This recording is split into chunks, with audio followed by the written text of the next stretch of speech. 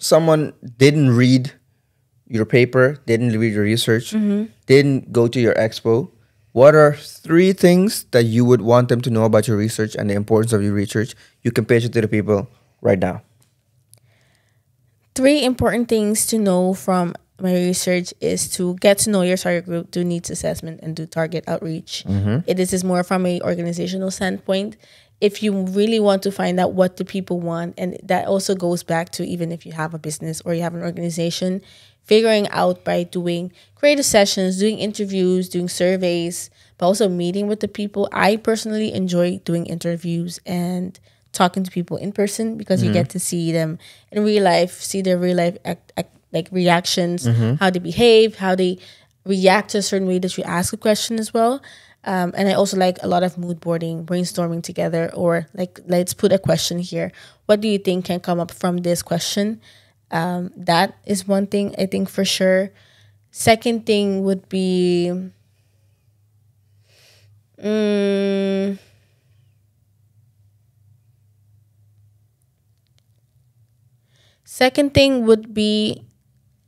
the exposure part. We need more workshops, we need more master classes, we need more places where we get to learn and play and make mistakes.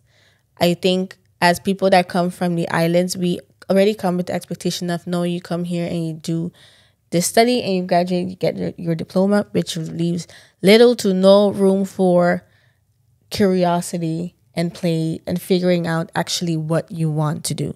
And error. Because you don't have a lot of room for mistakes if everything costs money. So I think we would benefit from being able to explore and make those mistakes early on instead of later when you have that diploma and you're like, I hate the study, I don't want to do it. They leave us with so little choice up. Like we both did video.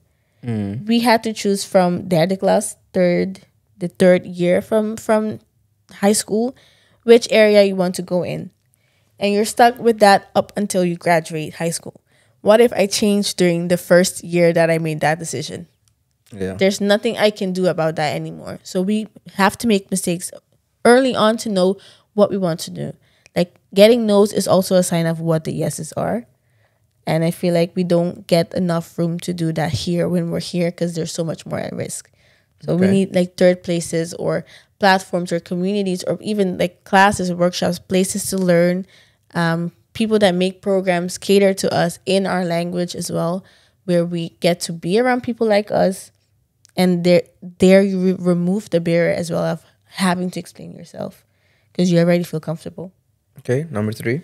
Number 3 would be, I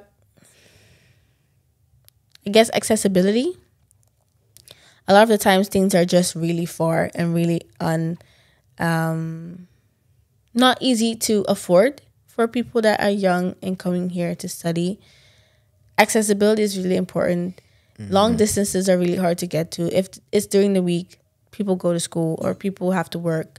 If it's in the weekend, people have to pay for travel, which also makes it harder to make that decision. I think if there's some way that we can make things, doesn't have to be free all the time, but like, for example, a masterclass. I wanted to attend a masterclass, but it cost like 300 euros, which a given because it's information, intangible information, tangible value. It's not an amateur class, it's a master class. But I don't have that money. I ain't got it. And it would have been great if I had the possibility to follow that at the beginning where it's accessible, maybe where it's with someone that I can look up to that looks like me and that it feels like I can reach that as well. Instead of that, I'm struggling to get to that when maybe that's not what the course of action will be because they have certain advantages already because they lived here or they grew up here.